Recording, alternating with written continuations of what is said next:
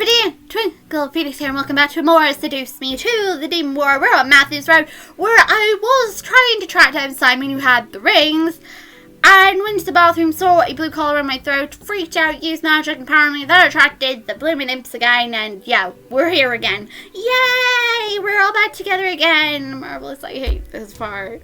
I would rather get the wedding. Whatever. The last woman, however, set off alarm bells in my head as I looked at her surprised face, her hair, her eyes. Though technically at that moment, personally, I'd be glad to see that she's alright, considering the nightmare that, our character had. I would have been glad to see that she's alright and not, hurt. Diana, hi. You look wonderful. A nice purple, it suits you. It looks wonderful on you. As she stared, the woman turned her body towards me in recognition to the name I called her. It was her. What are you doing here? Diana walked towards me and stared down at me. It was odd. She didn't look like a human, yet I wasn't afraid of her demon form, as it towered over me. I was more in shock as to what was going on, which is understandable. Hi there! You two so look cute together. I'm sorry, I'm going to say that every single time. I wonder what the kids will look like. Before Diana could speak further, most likely to repeat herself, a figure quickly stepped up and bowed to her, kneeling beside me. My lady, please forgive me. I felt something moving between our worlds and assumed the Demon Lord was to blame, so I intercepted his summoning of this human. Again, could somebody please tell me why he summoned a human? You.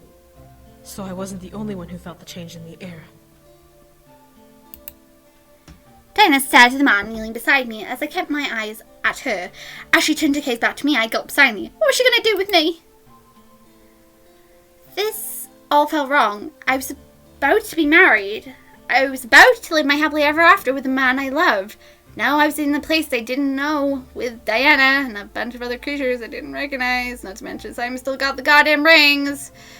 It's going to be a pain to track that little squirrel down. My instincts was to... I would say scream at her and see what happens and see her reaction and see if she calms us down. Should we scream? Let's see what happens when we scream. I need to, I have to. My anger, my sadness bubbled and boiled until the need to scream pressed against my throat for me, so let it go! Ah! Face. As my scream escaped me, the other beings in the room jumped back and covered their ears. My scream wasn't weak. It was loud and bouncing around the room in endless echo. I'm so sorry. I didn't care if my throat would hurt. I didn't care that I also felt the pain in my shriek. I just needed to scream loud my sadness. Why was this happening? Why? Why? Around my arms, around my body, letting the scream use up all my air in my lungs. It wasn't helping, but I needed some sort of release. Damn it, stop! Sorry! All of a sudden, my body began to heat up and I felt my voice dissipate into silence. I was a little bit dizzy, but I felt calm and the anger was gone.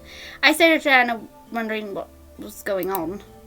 Diana had extended a hand out at me, staring at me with a pained expression. Her visible eyes gleamed a warm, golden color. Was she enthralling me? I didn't feel aroused, but I knew that the warm feeling in my body was a demon's enthrallment spell. Regardless, I felt my throat heal from the scream as I stared at Diana. Are you calm now? Yes. For a human, the girl can really shriek.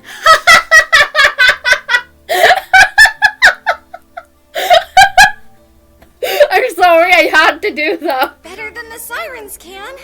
That's for sure.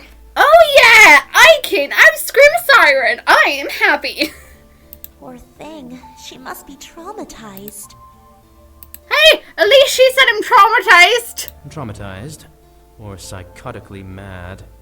I'll hit you. Everyone, hush! Thank you. Silence engulfed the room as Anna looked at the four beings behind her. She then turned back and held out a hand, ushering me to take it. Can you stand? I like the fact now she's just gone a complete calm. She's like, it's okay. She'll let out of her system now. She's fine. She's not psychotic or anything. She's perfectly fine to go near. I nodded and took her hand, standing up at last. I looked around the other beings in the room. They all kept their gazes to me, unsure what to do or say. Diana, however, led the conversation. First, can you tell me what happened to you? Okay, so what all this story was, all of a sudden I was hearing somebody calling. Obviously Matthew's real demon name. I told him about it. He couldn't hear it. Then, of course, we then went on to have mind-blowing sex. Then, like usual, I then ended up having a nightmare, but it was kind of weird. You were changed up. Looked like you were about to be pulled to pieces, literally. While Matthew was actually really completely bonkersly mad and psychotically evil, saying I was his favorite toy, locks me in a cage and puts a chain on me. And then I wake up. It takes a long time for Matthew to convince me it's not him doing it. Then the following day, eventually we get closer and closer to the wedding, where Simon goes, pinches the rings, and then I have to hunt it down. I see the collar again, freak out, and bada bing, bada boom. Use magic, imp turns up, I end up here. Yeah, that's the story. You look great, though. You look fantastic. Hey, love the purple. Really suits you. You should wear purple more often. She should have had a purple dress in the first one. I took a breath, recounting everything that happened. I was about to go to the church to be married, and then I was trapped by this darkness. A couple of hands grabbed my legs and pulled me into it, and then I fell here. Whee! End of story. Oh, and then I screamed at the top of my lungs at you. I'm so sorry. A shadow summoning? Yep, shadow summoning. Don't want one of them around here. Nope, no, shadow summoning's the suck. Diana turned to one of the beings. They're like him, and I'm glad. One of yours couldn't have. Why would one of his do it? On my honor, it wasn't any of mine. We have nothing to gain from kidnapping a human. Nor do we know who this woman is, anyhow. Well, the Demon Lord has some gain from it, apparently. My lady, if I may, I clearly remember hearing imp demons in the void along with her. It must have been the Demon Lord's henchmen. Yeah, I don't suppose one of the imps around here, so I could probably grab a hold of him, throttle him, and then scream at his face. Hey, hang on, if I got my shriek is louder than a siren, I wonder if I really am becoming a demon. That'd be pretty cool. Those damnable creatures. That explains it. Yep. They're kidnapping humans now. Diana crossed her arms and looked to me again. Well, dear, it seems that you were to be either a new harem girl for the Demon Lord to ravish, or bait for the boys to return to their father's side. Either way, I doubt you would have lived long had the Demon Lord gotten his hands on you. I wonder what it is. If I hadn't shivered up my spine, was it true? I would have died? Yeah, probably, definitely, yes, most likely. Wait a minute. This girl knows about the Demon Lord's heirs? Did you not hear me recount the fact that I'm getting married? I forgot, you guys can't hear me. Diana knows the story. I'll just let her take the center stage. Go ahead, girl. Yes. Hilariously enough, she was set to marry one of them, as you can see from her garb. Yep, I was getting married to one. Though it was kind of awkward seeing this whole entire nightmare thing apparently is making me sound like I'm psycho. I don't mean psycho like from Corpse Party, no, because she's hyper and happy and everything, no. It's kind of affecting the relationship between Matthew and her. If she does not get over this nightmare and this nightmare is going to constantly plague her, what the hell is going on? Wait. Did the Demon Lord do something more to me? God damn it. As I had a motion towards my dress, I realized how vulnerable I was and I felt self-conscious. I wrapped my arms around myself as Diana let a sigh. Well, since you do not belong here, the obvious thing to do is to send you home. Yay! Diana's nice! I always do like this part where she's being really nice. And I'm like, I'm so sorry, Diana. I was so mean to you in the first game. I am so sorry. I couldn't help but stare wide-eyed at Diana. She was really going to send me home. Really? I couldn't believe my ears. You really sent me back? Of course. It should be easy to do once everything is in order. It'll be like you never left the human world. And then, the stupid moment happens. Wait, like I never left the human world? What do you mean by never left the human world? I mean, technically, it should be kind of obvious for a character. Diana's not wearing her usual outfit, not to mention all those horns or ears on top of her head. You know what I mean here? No? Okay. Diana said before chuckling softly and gesturing to the room and the beings within it. Dear, do you not realize where you are? You are in the demon world.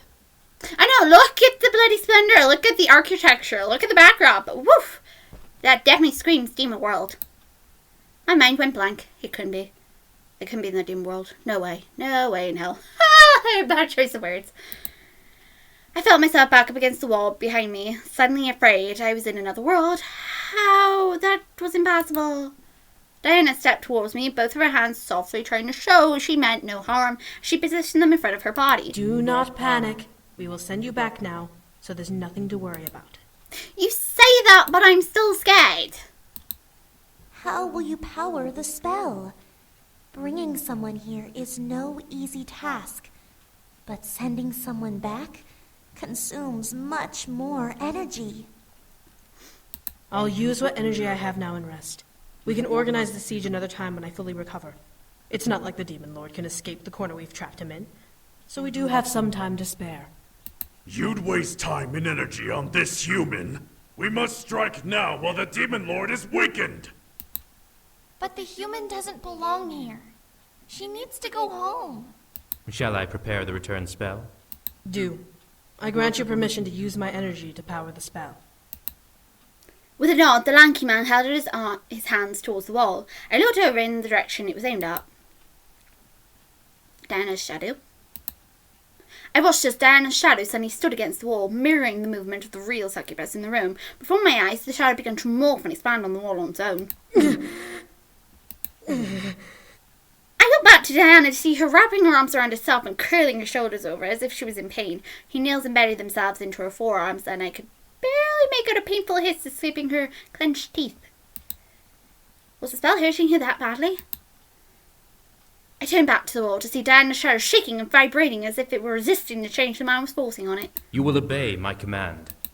Open the gates to the void, and allow passage to the world we seek. Transitum per renan peto tranibris. Ubi aperiut. Iano ium. Desidir.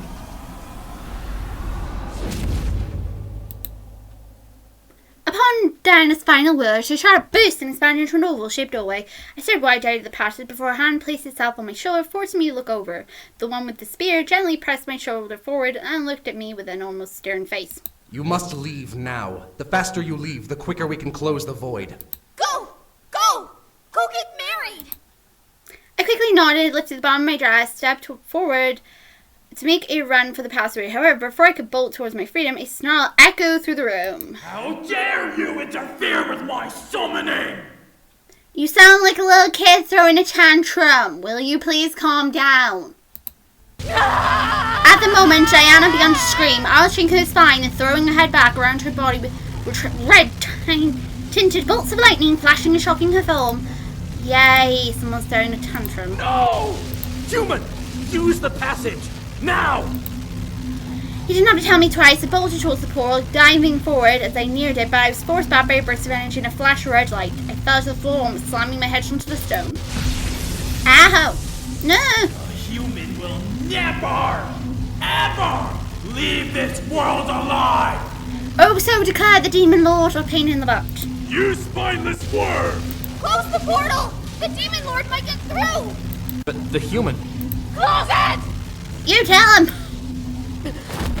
As commanded, the man pulled his hand back, visually forcing his arms back behind his body, and Diana's shadow quickly began to morph back into a simple shadow. The electricity around Diana faded away, and she began to tip forward. The man with the spear dropped his weapon and caught Diana in his arms, cradling her to his body as she panted and gasped for air.